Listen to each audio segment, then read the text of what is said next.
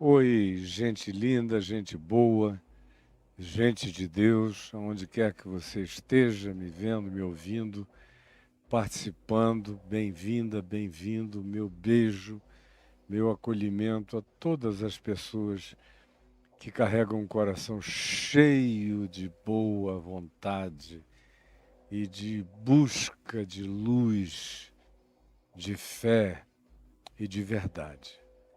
Dando continuidade ao que nós vimos falando sobre o endemoninhado Gerazeno, e existe já aí desde sexta-feira da semana anterior, não é da semana passada, da anterior, que eu venho falando só sobre este episódio. Está tudo gravado aí no meu canal no YouTube, para você acompanhar. Aliás, é uma exposição de Mateus que começou no capítulo 1 em janeiro de 23. Hoje a gente está aqui em março de 24, estamos no capítulo 8 de Mateus, nessa sequência, que não é exaustivamente minuciosa, não tem arrogâncias de natureza intelectualoide nenhuma, é tudo espontâneo, não tem uma anotação, é o que vaza da minha consciência, do meu coração, do acumulado existencial de anos e anos e anos e anos de intimidade com o Evangelho de Jesus, com a palavra de Jesus, com a prática do Evangelho, com a aplicação do Evangelho e com a recepção do entendimento dele, crescente e ininterrupto, dentro de mim. E a mesma coisa pode acontecer dentro de você. Mas não caia e fique no paraquedas, vai, percorra o caminho. A viagem em si é mais fascinante do que qualquer outra coisa. Pelo terceiro dia seguido, eu falei sobre não nos mandes para fora do país, a relação de principados, potestades, poderes, soberanias, nomenclaturas designadas por Paulo, desenvolvidas no exílio persa e antes disso no próprio exílio babilônico, e que cresceu extremamente no período de 400 anos antes de Jesus, onde você lê os próprios profetas pós-exílicos, já vem com uma carga de novas dimensionalidades, percepções e espiritualidades diferentes. E foi o período no qual desenvolveram-se muitos textos carregados da multidimensionalidade das perspectivas de mundos existentes, que Paulo chama de principados, potestades, ou de realidades das forças celestiais. O Velho Testamento tem outras designações: o exército dos céus, as milícias celestiais.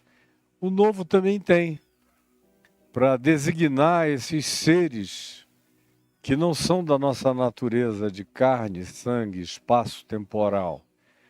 E não são todos os seres também dessas outras múltiplas dimensões.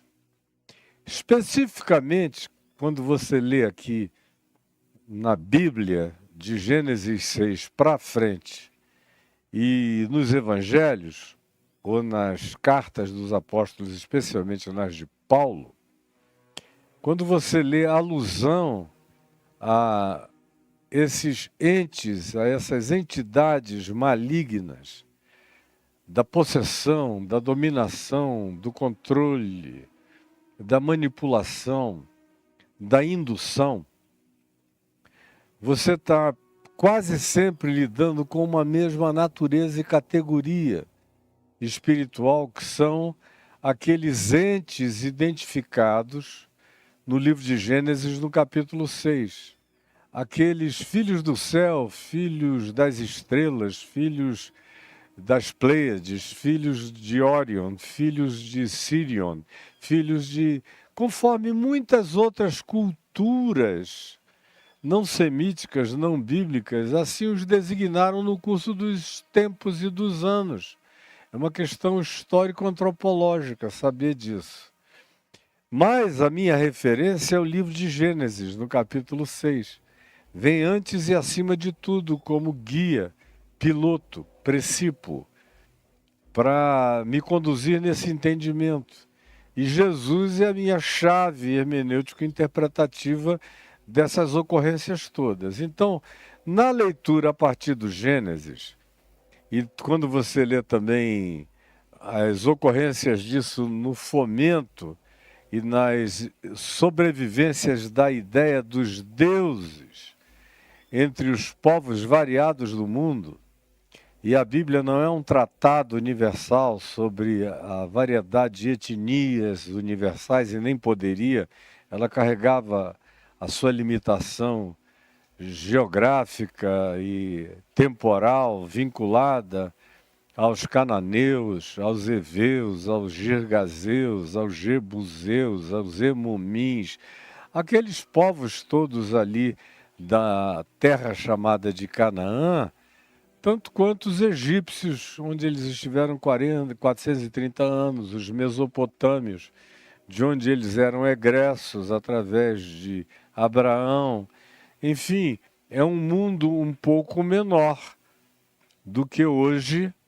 Eu sei que contemporaneamente a Abraão, posteriormente a Moisés e aos textos narrados em Josué, Juízes, 1 Reis, 2 Reis, ou 1 Samuel, 2 Samuel, ou Crônicas 1 e 2, esses textos históricos antigos, primitivos da formação do povo de Israel, você vê, quando encontra a manifestação de deuses dos povos, preste atenção, os deuses dos povos, como Dagon, Astarote, como divindades variadas que você encontra manifestas e cultuadas, como Baal, e diversas outras, Astarote, há uma quantidade grande deles.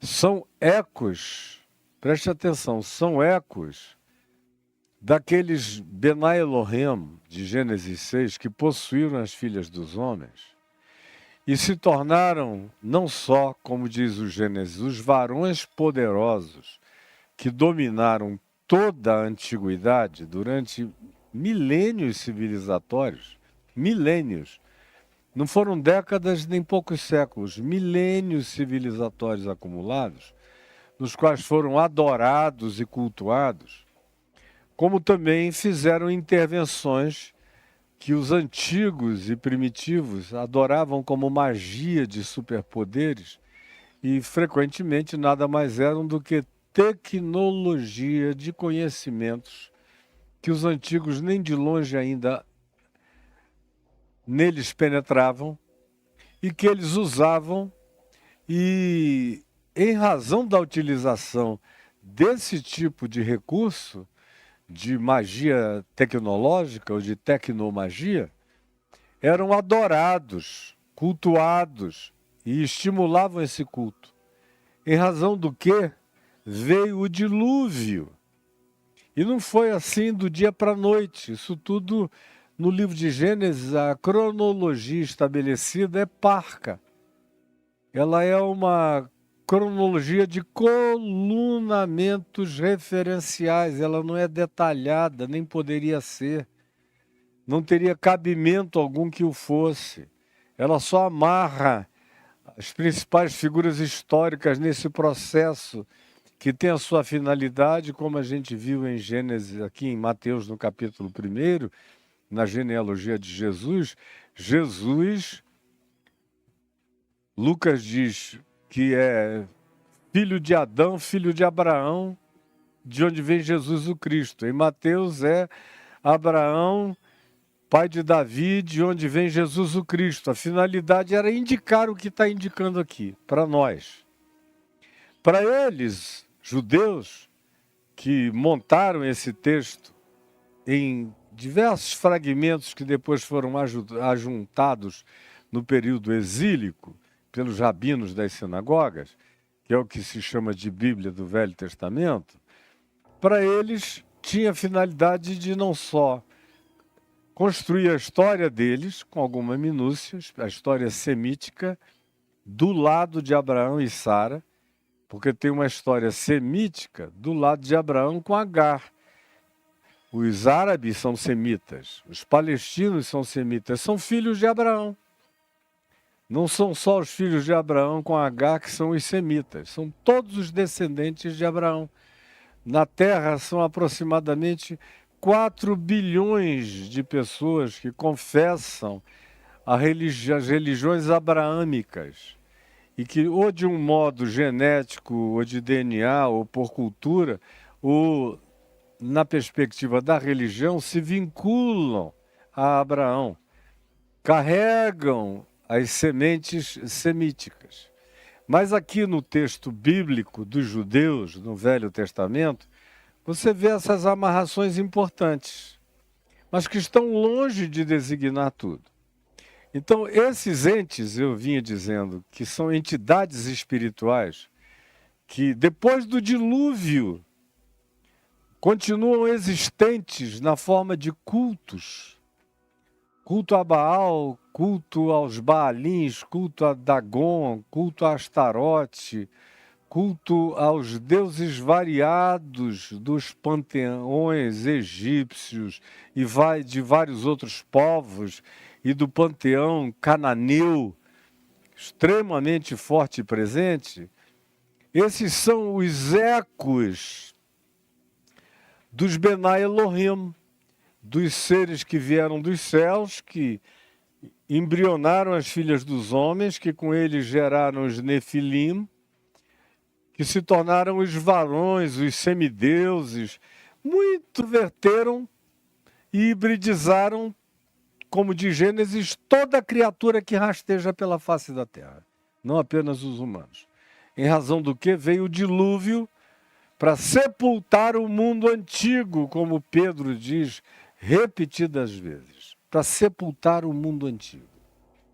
Então veja bem, quem são, portanto, no meio de uma multiplicidade de entidades espirituais, por nós chamadas de angelicais ou simplesmente potestades celestiais, essas que operam no imaginário humano na forma de divindades cultuadas. Por exemplo, Dagon, dos filisteus, tem uma universalidade de culto a Dagon que é extraordinário, que você encontra na própria China. Na ideia do dragão, vem de Dagon. O Dagon vem da nomenclatura chinesa também de dragão. Como em praticamente quase todos os povos antigos existe um culto a determinadas expressões de dragão, de dagões. E Dagon é uma figura do Velho Testamento repetidamente cultuada. Agora, o Benai Elohim, o anjo, o principado, a potestade, que desceu em Gênesis 6 e juntamente com outros 300, de acordo com o livro de Enoque, hibridizaram as mulheres e alteraram a humanidade e acabaram trazendo o dilúvio como consequência sobre isso, Pedro diz, preste atenção, Pedro diz na primeira epístola, mas especialmente na segunda epístola de Pedro, e também na epístola de Judas, que é uma súmula de 2 Pedro, e ambos são uma súmula do livro de Enoque, uma pílula concentrada do livro de Enoque, ambas, segunda epístola de Pedro e epístola única de Judas, dizem que esses seres operantes nos dias de Gênesis 6 são aqueles espíritos postos em prisão, em cadeias eternas, esperando julgamento em dimensões indizíveis e inconcebíveis para nós, se tornaram aprisionados dimensionalmente, de modo que eles próprios, essas figuras Benai Elohim, superiores, celestiais, que produziram essa catástrofe toda, entraram num estado de aprisionamento. Os espias entrarem na terra de Canaã. Quem são os gigantes? Lá na linguagem dos escribas do Velho Testamento, eles são os filhos dos Nefilins, de Gênesis 6, que eram descendência dos Benai Elohim. São os filhos dos Nefilins, portanto, que sobreviveram de algum modo ao dilúvio. E não são poucos. Os espias que Moisés mandou voltaram aturdidos, dentre os quais Josué e Caleb, que foram os únicos que creram que era possível vencê-los. Os demais disseram, não, é uma terra de gigantes, ante os quais a gente se sente como gafanhotos mínimos. Diante da presença deles, nós não temos como vencê-los. Isso não é conto da caronchinha. O próprio Golias, que Davi matou com uma pedra, as 5 pedras do ribeiro, atirou uma delas, pá, na testa do cara que caiu sem resistência e Davi lhe cortou a cabeça, o decapitou com a própria espada, era da descendência dos Nefilins e dos que dos Nefilins decorreram como seres anômalos, também em estatura.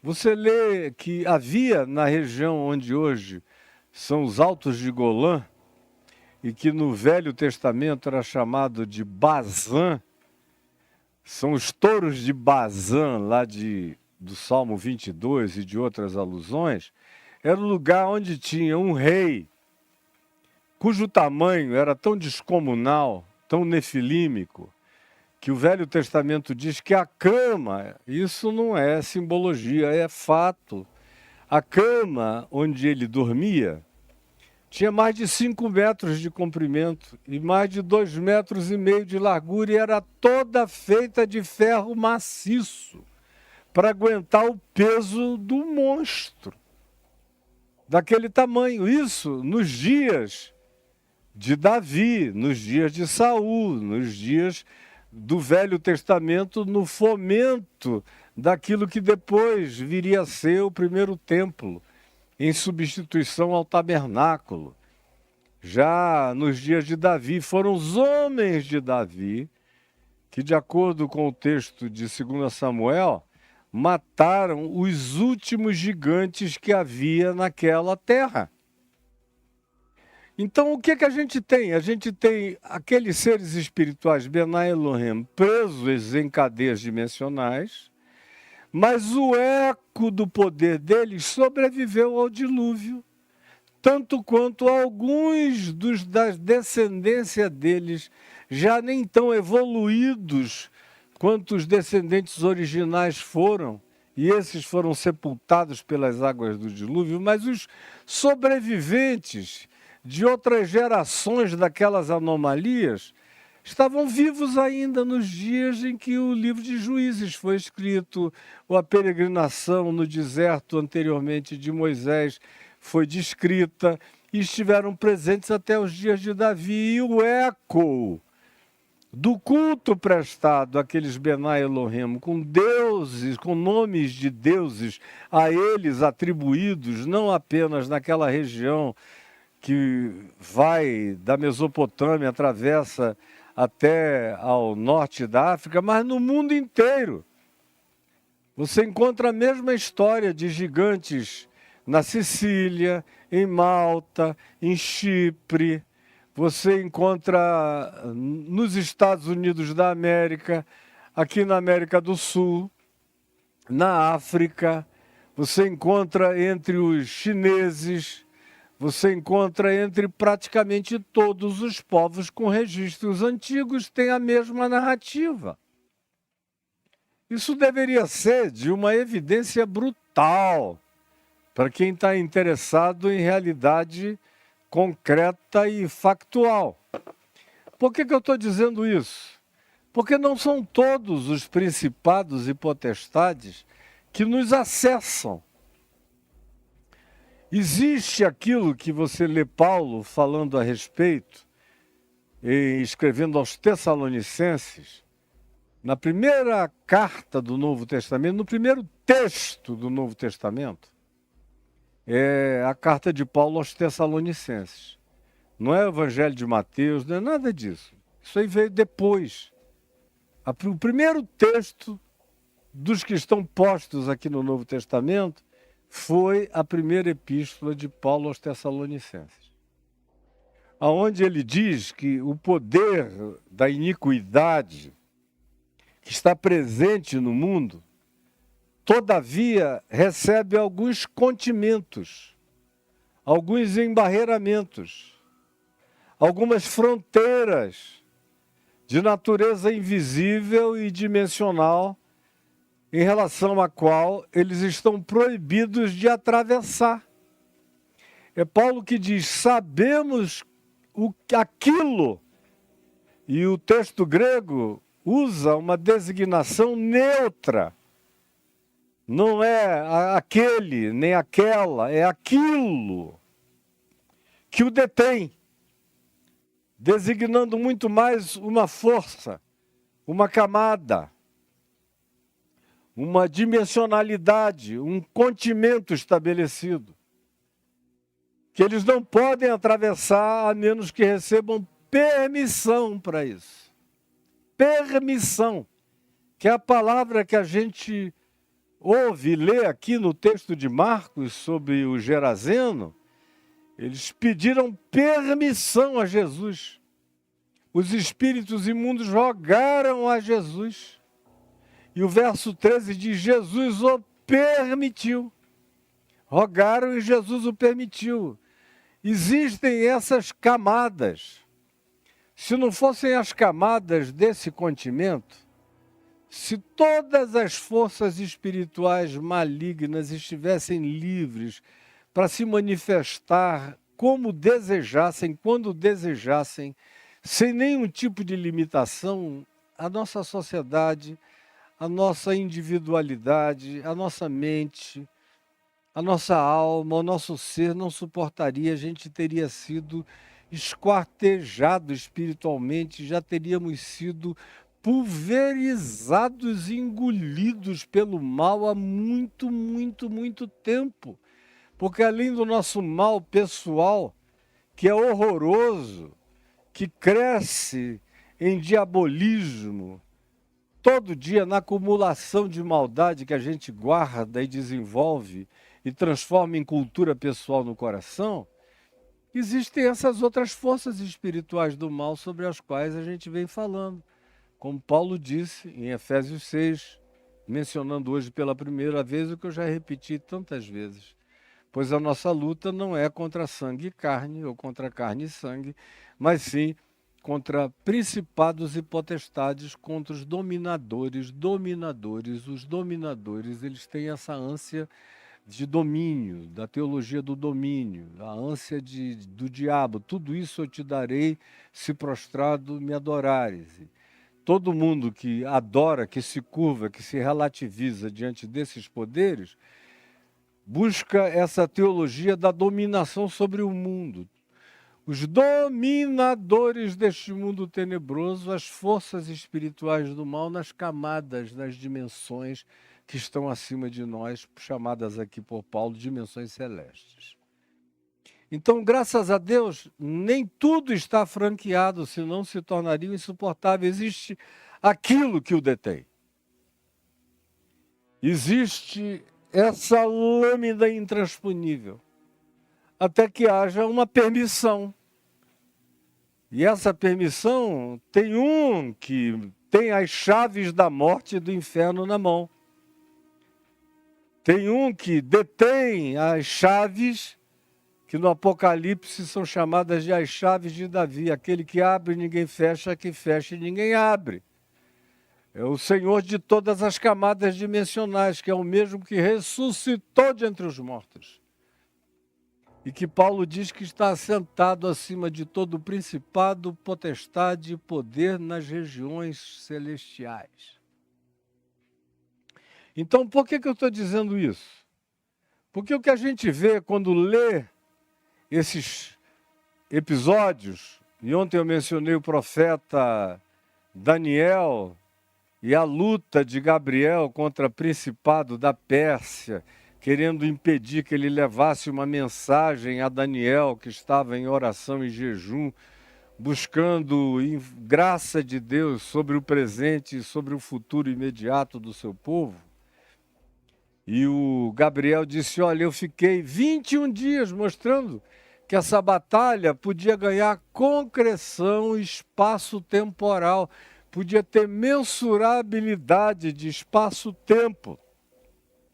No livro de Daniel foram 21 dias até que Miguel, que se diz o vosso príncipe, o príncipe do povo de Daniel, ou dos que tinham a fé e a confiança de Daniel, esse representante espiritual veio ajudar Gabriel no enfrentamento desse principado da Pérsia, que era justamente um conjunto de milhares e milhares e milhares de entidades espirituais que tinham se aculturado totalmente e tinham fomentado e alimentado e se divinizado e deificado uma quantidade enorme de cultos a entidades que no passado tinham sido os Benai Elohim de Gênesis 6 e que agora, de acordo com a segunda epístola de Pedro e a de Judas, estão presos em camadas celestiais, mas o eco do culto a eles continua presente na Terra. E outras dimensões que ganharam associações ao mesmo espírito e que estão num estado interdimensional entre nós, acabam formando essas legiões de poderes que querem se vincular e se associar à cultura imediata dos povos. E ontem eu expliquei também que, de acordo com o livro de Enoque, esses espíritos intradimensionais, outra vez dizendo, de acordo com o livro de Enoque, você não tem nenhuma outra fonte de informação para afirmar isso, eu estou afirmando com base no livro de Enoque, com base nele, seriam os espíritos das entidades nefilímicas que nem eram anjos, nem eram humanos e se tornaram, como diz o livro de Enoque, camadas envolvendo a face da terra, buscando lugar de carne e sangue, lugar de intervenção, lugar de calor humano, lugar de possessão, lugar de dominação na mente, lugar de conjugação com seres humanos abertos a essa possibilidade, ou mesmo desejosos, ou tão somente frágeis o bastante para serem penetrados e para serem possuídos. Esse preâmbulo, eu achei que hoje seria necessário que eu fizesse aqui a você para você ter uma introdução mínima. Eu tenho infinitamente mais para dizer a respeito disso, mas não é o caso da nossa sequência, da nossa exposição aqui em Mateus. O fato é que Jesus permite essa legião entrar nos 2.000 porcos. E nós vimos ontem que isso foi insuportável para os porcos.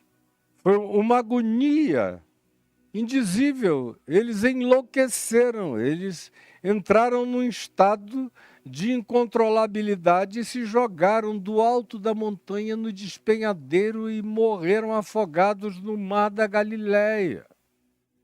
Uma manada de 2.000. E aí os porqueiros, os cuidadores dos porcos, foram anunciar na cidade de Gerasa, ou em Gadara. O eco disso correu pelos campos, diz aqui, para todos os lugares onde havia aldeias. E a sequência do verso 14 diz, então saiu o povo para ver o que sucedera. Milhares de pessoas vieram de outros lugares, milhares. O que aconteceu aqui, meu Deus? o nosso louco de estimação mexeram com ele. Aí você me pergunta, por que louco de estimação? Você vai já ver. E eu terei prazer em explicar para você hoje por que se tratava de um louco de estimação. Mas antes de explicar, deixa eu dizer a você. Frequentemente essas figuras que na conjugalidade, na família nuclear, na parentela extensiva, na congregação eclesiástica, na sociedade como um todo, nas forças ou nas autoridades representativas de países ou de povos, frequentemente esses que são completamente doidos ou desvairados têm uma adesão consciente ou inconsciente de uma camada enorme da sociedade que tem medo deles, que tem pavor deles, mas ao mesmo tempo que não quer viver sem eles. Porque esses indivíduos, esses gerazenos, esses gadarenos, esses representantes da loucura coletiva, introjetada, acumulada, têm um papel de representação importantíssimo para essa quantidade de gente que não tem voz, que tem medo. Mas o louco da montanha não, grita por eles, quebra grilhões por eles, rebenta tudo por eles, passa na cara da legião, bota a bunda para fora, rebola, faz pouco, faz bullying com os romanos e segue, ninguém mexe com ele, porque é doido. O doido tem prerrogativas que o resto de boa parte da sociedade sã não quer mexer nela ou nelas, porque é uma maneira de ver as suas frustrações pessoais sendo jogadas na cara dos seus opressores explícitos e contumazes, ante os quais eles não têm nenhum poder ou força de reação. Mas o doido é um outdoor das declarações de liberdade que eles gostariam de ter e não possuem. Então saiu todo o povo para ver o que acontecera. Indo ter com Jesus, viram o endemoninhado. Chegaram lá, estava Jesus sentado calmamente na beira do mar da Galileia, os discípulos ali assistindo aquilo, aturdidos, silenciosos, viram o endemoninhado, aquele que tivera a legião de milhares de entidades malignas pulverizando o ser desse homem em todas as direções. Só que agora ele estava assentado. Lembram o contraste? Se dizia que ele não dormia, que ele andava de dia e de noite, que ele não sossegava jamais, que ele era o ente mais insone da localidade, de noite e de dia assombrava todo mundo, era o pavor de todos. Agora ele está assentado. É um choque. O louco que a gente viu crescer aqui entre nós, o incontrolável, o inaprisionável, o indivíduo apavorante,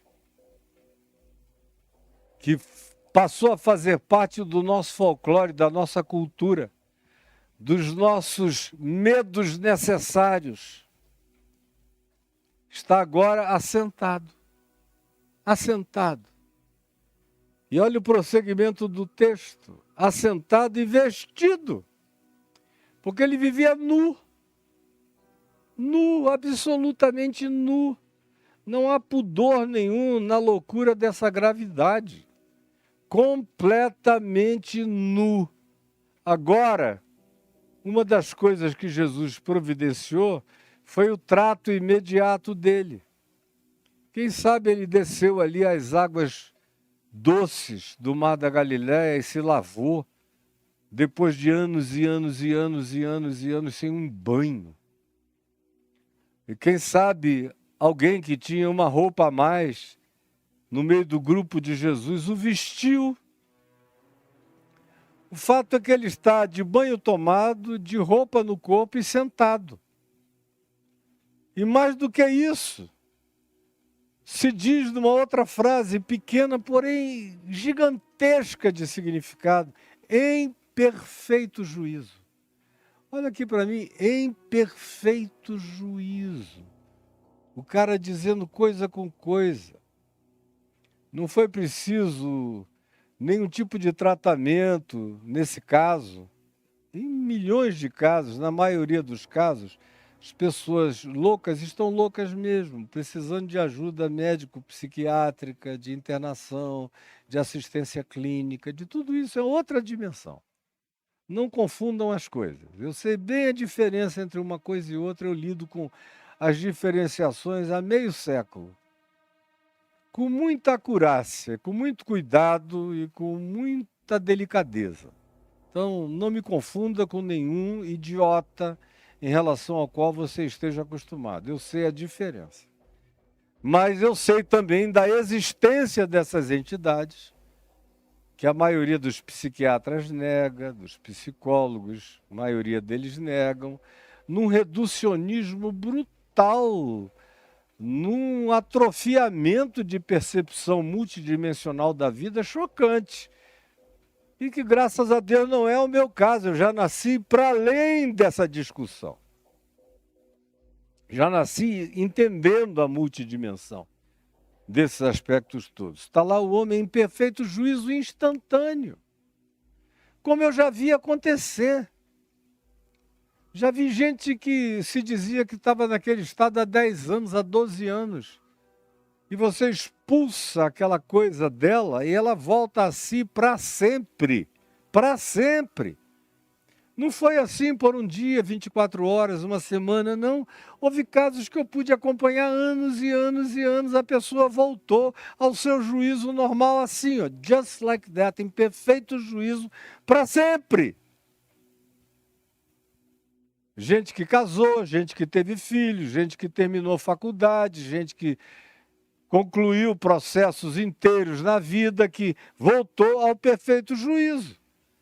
Que não acontece frequentemente quando a situação é de natureza neurológica, com algum tipo de deficiência mental, ou algum tipo de agravo psíquico muito sério, onde você precisa de medicação, de clínica, de terapia, de continuidade, de apaziguamento variado e diverso, até alcançar minimamente os estágios buscados e necessários para que a vida social dessa pessoa ganhe também um mínimo razoável de normalidade para o convívio.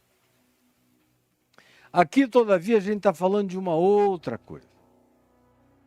Como, por exemplo, é o caso da história do meu pai, que é fortíssima. Ele tinha ido pregar aí por volta de 1972 ou 73. Ele foi pregar em Boa Vista, em Roraima, a convite de um missionário americano chamado Paul Copeland, que era um santo homem de Deus, por quem ele tinha grande respeito, e eu aprendi a amar aquele missionário profundamente, porque era um homem piedoso, humano, generoso, sincero. E meu pai estava pregando lá na igreja presbiteriana de Boa Vista, que era uma igreja que estava abrindo ainda, um campo missionário muito incipiente. E eu estava em Manaus com o povo e o papai foi lá pregar. Conclusão, num dos dias daquelas pregações, chegou ao lugar a mãe de uma menina que estava internada há 18 anos no hospício de Boa Vista.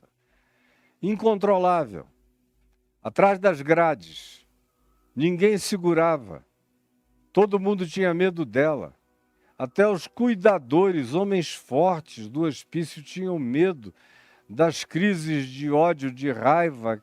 Quando elas tinham, ela batia em todo mundo, feria todo mundo. Era uma Gerazena de Boa Vista, Roraima. E a mãe foi e falou: meu pai, eu tenho uma filha nessa condição. Eu não creio que o problema dela é mental. Eu não sei, mas eu acho que o problema é espiritual. E eu creio que o Senhor, falando ao meu pai, pode ajudá-la. E o meu pai disse, olha, se o problema dela é de fato espiritual, eu tenho certeza absoluta que eu posso ajudá-la. Eu só não posso agora, era um domingo, ele tinha que voar para Manaus de volta na segunda-feira, mas ele combinou com o pastor Paul Copeland que ele iria até Manaus, resolver as coisas dele e depois voltaria especificamente para cuidar daquele caso. Foi o que ele fez. Depois de uns dias, ele nos falou, nós ficamos em oração, em jejum e em suporte espiritual à missão dramaticamente hercúlea com a qual ele teria que lidar. E ele foi para o hospício. Quando chegou lá com a mãe da menina e alguns parentes, ele pediu autorização para entrar na cela, onde ninguém entrava. Todos eram proibidos e todos tinham medo. E os enfermeiros disseram, ele disse que eram homens fortíssimos. Que é isso? O senhor é um homem idoso, aleijado, com uma muleta e uma bengala. Vai entrar aí, nem a gente segura a onda do ódio dessa pessoa. O senhor não tem ideia, papai disse, não, eu conheço muito bem esse fenômeno, muito bem, pode deixar comigo. Não vai fazer mal nenhum a mim. Eu não vou precisar mexer um dedo, porque a nossa luta não é contra sangue e carne, e sim contra principados e potestades. E eu estou armado espiritualmente. Eu sou habitado pelo mais valente que mora em mim e que faz aquilo ou aqueles que a possuem temerem e tremerem. Então eu é que entro apavorando aí. Ela não tem nenhum poder, não me gera nada, arrepio nenhum. Não tem um pingo de temor. Pode abrir a porta, eu vivo com as consequências. E aí, com os rogos da família, deixa ele entrar, enquanto a mulher estribuchava e gritava lá dentro, vou te matar, desgraçado, se você entrar aqui, vou acabar contigo, e aquela coisa toda. Que quem lida com isso há muito tempo conhece muito bem, e sabe que é papo mentiroso de araque. E meu pai já era mais do que rodado nisso tudo. Aí abriram, ele entrou e falou, fechem a porta, tranquem. Mas você vai ficar trancado, tranca a porta. Fecharam a porta. Ele se assentou calmo, com a biblinha dele na mão, começou a olhar para a pessoa, e ela corria como quem ia bater nele, e ele impassível, tranquilo, olhando, sem nenhum medo, cheio de amor, de graça, de compaixão, de certeza de poder de Deus habitando a vida dele. Aí, sem dizer uma palavra, os seres, as entidades dentro dessa mulher começam a contorcê-la para lá e para cá, estribuchar. Desgraçado, você veio nos perder, nos tirar, porque você está habitado por esse Cristo eterno. A gente não suporta a tua luz, não aguentamos esse amor que emana de ti. Como eu ouvi isso dito a mim dezenas de vezes. E meu pai quieto, até que ele sentiu que era hora de reagir. Não foi assim. Instantaneamente ele deixou todo o processo de enfraquecimento espiritual acontecer sem que ele abrisse a boca. Apenas olhando. E aí levantou-se e disse, agora, em nome do Senhor de todos os principados, potestades e poderes e forças espirituais no céu, na terra, debaixo da terra ou em qualquer outra camada dimensional da existência, eu te ordeno. Sai dessa mulher.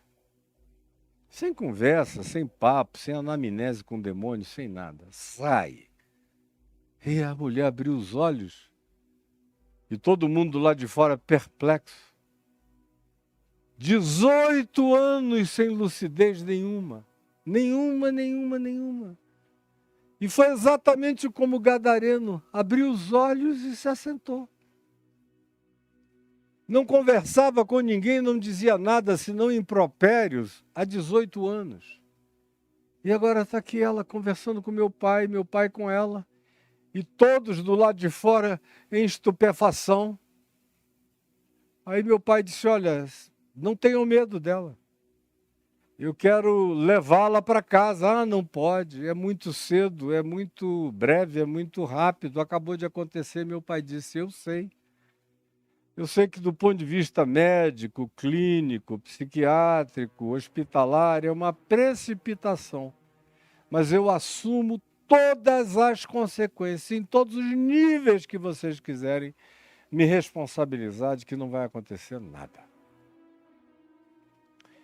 Cidade pequena, muito mais dialogabilidade. Há 50 anos atrás, eles permitiram que meu pai levasse a mulher para a casa dela com a mãe e a parentela. E meu pai ficou mais alguns dias lá, certificando-se da normalidade da mulher que voltou a comer, a tomar banho, a dormir, a acordar, a se inteirar do que tinha acontecido na vida durante os 18 anos de ausência dela. E aí meu pai, depois de uns dias, teve que voltar para casa. E voltou com a promessa de retornar 2 meses depois, para fazerem um culto de gratidão pela libertação da mulher, o que foi com efeito que ele veio a realizar, foi lá, e gente da cidade inteira, agora ela se tornou uma Gerazena da cidade de Boa Vista, todo mundo queria ver, porque foi exatamente conforme eu acabei de descrever que aconteceu, foi exatamente conforme Marcos 5 diz que aconteceu com o Gerazeno, o que aconteceu com ela, ou seja, a multidão ficou perplexa ao ver a Gerazena assentada, vestida em perfeito juízo, e temeram profundamente. Quem é esse? Que Deus é esse? Que poder é esse? Que força é essa? Aí a gente pensa que imediatamente e naturalmente vai haver uma conversão em massa dos habitantes de Gerasa. Explica para nós também. Queremos saber como é que isso aconteceu. Mas não. O que você tem é o que é diametralmente oposto a isso. É por isso que eu disse que famílias, que parentelas, que congregações, que grupos, que sociedades variadas têm os seus doidos, os seus loucos de estimação. Que são esses que, por alguma razão, carregam agonias não tratadas, às vezes da família inteira. Que são a expressão, o para-raio daquilo que outros, na casa ou na parentela, não tiveram nem sensibilidade para também experimentar, mas alguém mais sensível absorve tudo.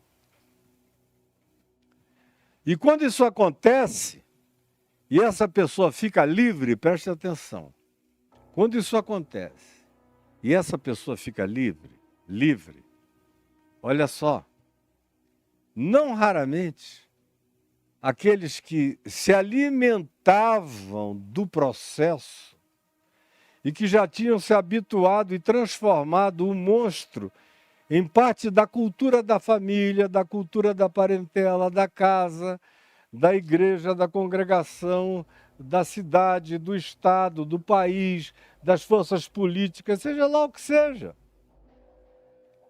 E frequentemente são verdadeiras multidões, no caso aqui é a cidade inteira, que tinha um conluio com o louco da montanha. Um conluio inconsciente. Eles podiam até dizer que não gostavam daquilo, mas inconscientemente eles precisavam do doido.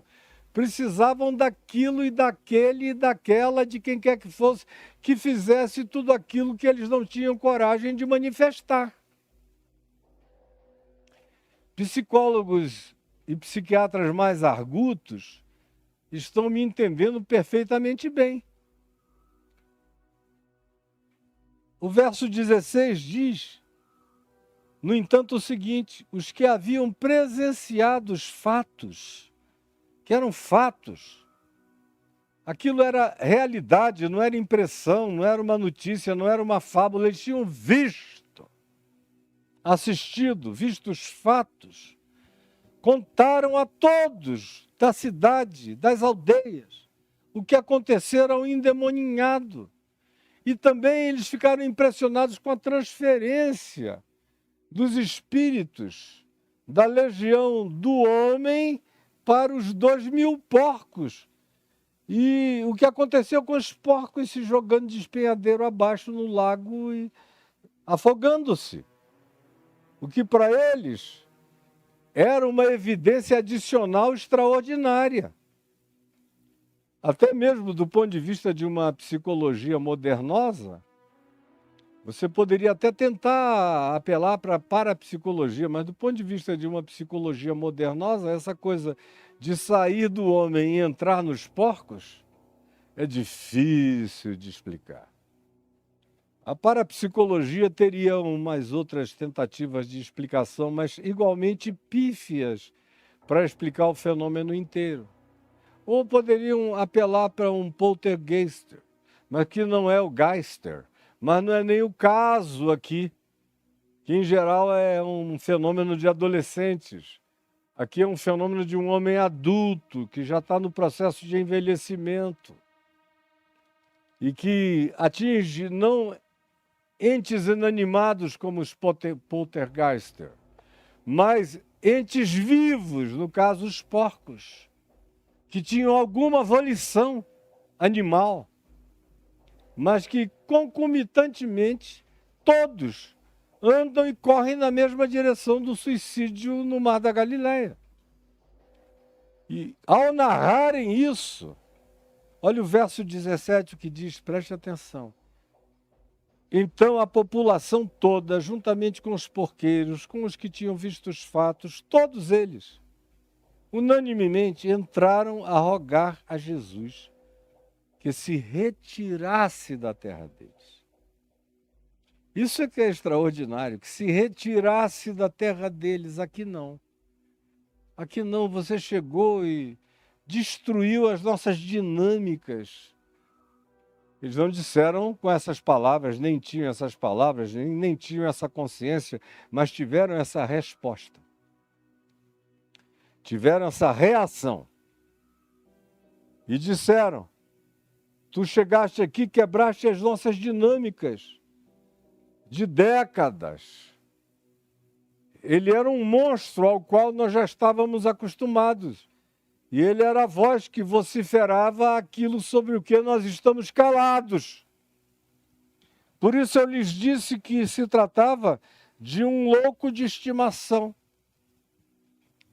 de um possesso de estimação, como acontece em muitas rodas de comunidade e de agregamentos e de congregações e de famílias variadas.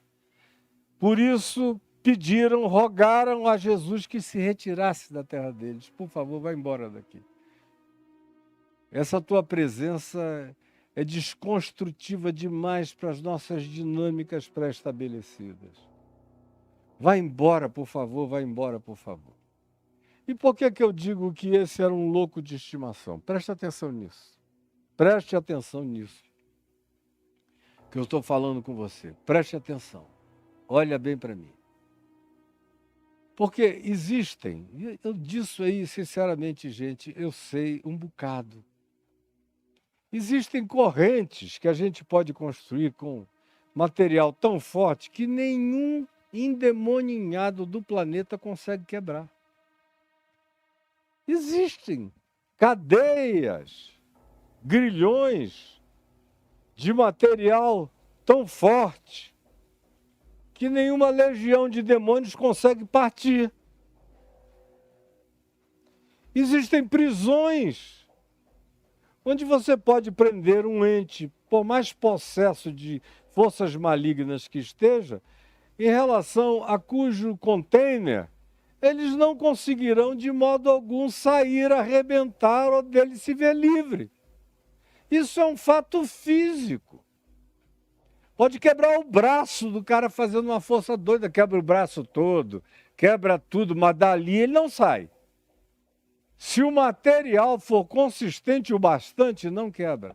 Agora, o pessoal de Geresa tinha que dar uma resposta ao seu louco de estimação, então, de vez em quando eles o prendiam, eles colocavam shekels nele, algemas, grilhões, eles o colocavam numa cadeia, agora ele quebrava, rasgava as cadeias, arrebentava as correntes, tirava os grilhões, porque eram feitos para serem quebrados.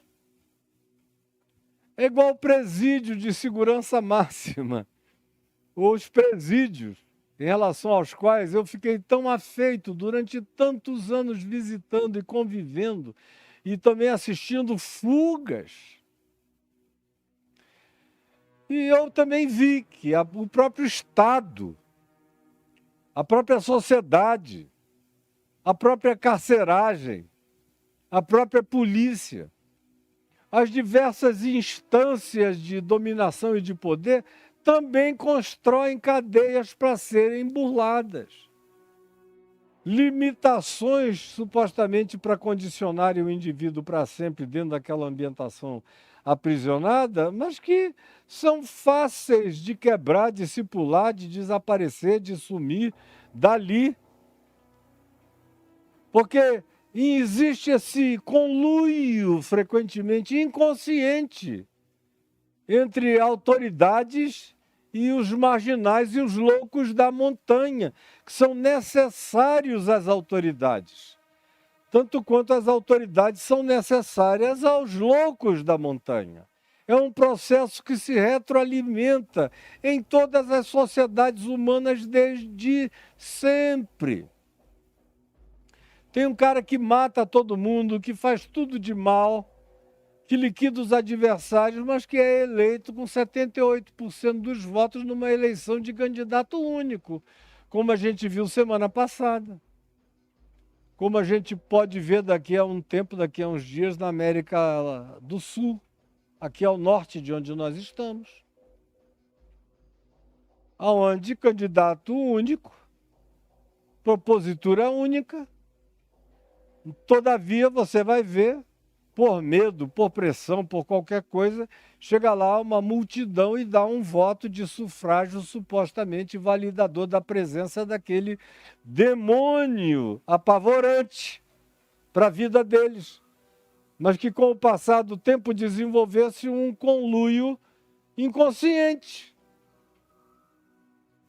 Eu acho isso de uma riqueza sociopolítica extraordinária, além de ser pneumatologicamente falando, altamente explicativo do ponto de vista da espiritualidade individual, do ponto de vista da perspectiva coletiva dessa relação, é extraordinariamente forte para quem quer aprender esse significado. Os demônios de estimação, os loucos de estimação, frequentemente fazem o cara dizer a Jesus, vai embora daqui, mas não mexe mais na minha vida. Os loucos de estimação. Eu repito que frequentemente fazem o cara dizer a Jesus, vai embora daqui, mas não mexe na louca estabilidade do caos da minha existência. E eu vou parar hoje por aqui. E vou continuar amanhã, daqui para frente. E eu espero que você esteja comigo amanhã, meio-dia, quando a gente prosseguir. Senhor Jesus, eu te imploro que tu nos dês discernimento sobre todas essas ambivalências, ambiguidades, de todas essas sombras que nos habitam, que nos colocam em conluio com o que mata, rouba e destrói, com as loucuras que nos representam. com os grupos ensandecidos, que a gente diz que não gosta, ao mesmo tempo a gente não quer que desapareçam. Por favor, ajuda-nos a nos entendermos melhor nas escolhas pelas coisas ruins que a gente faz, enquanto declara que as abomina e as aborrece. Mas, no entanto, não queremos que elas sejam desconstruídas diante de nós, porque desenvolvemos um antagonismo dependente desses poderes malignos que acabam se transformando nos nossos diabos, nos nossos demônios, nas nossas caotizações mentais, nos nossos transtornos de estimação. Ou aqueles que assim sejam e que se tornam os representantes que carregam a nossa própria calamidade e que a gente precisa que continuem a existir, porque enquanto estão indicadas neles, é uma garantia de que não estão em nós. E no dia que já não estão mais neles, as pessoas morrem de medo que possam ser vitimadas pelo mesmo poder, pela mesma força. Por isso, aquela malignidade passa a ser uma necessidade estimada, uma loucura desejada, porque enquanto habitar outro, é sinal de que em mim não está. E nós vamos ficando loucos, completamente loucos, de passividade insana. Passividade insana. Apontando a loucura no outro sem enxergarmos a nossa dependência dela. Eu te imploro, Espírito Santo, só Tu, que podes trazer luz, entendimento, compreensão e discernimento, faças isto agora, no coração de quem está pedindo para entender, ou daquele que está começando a enxergar, daquela que está dizendo: obrigado, Jesus, porque eu estou vendo. É o que eu te peço, te rogo de todo o meu coração, a Ti que estás vivo aqui comigo e me habitas. E habitas a todo aquele que invoque o Teu nome. Habita como a presença mais valente que não deixa nada de mal entrar em nós jamais. Em nome de Jesus. Amém e amém.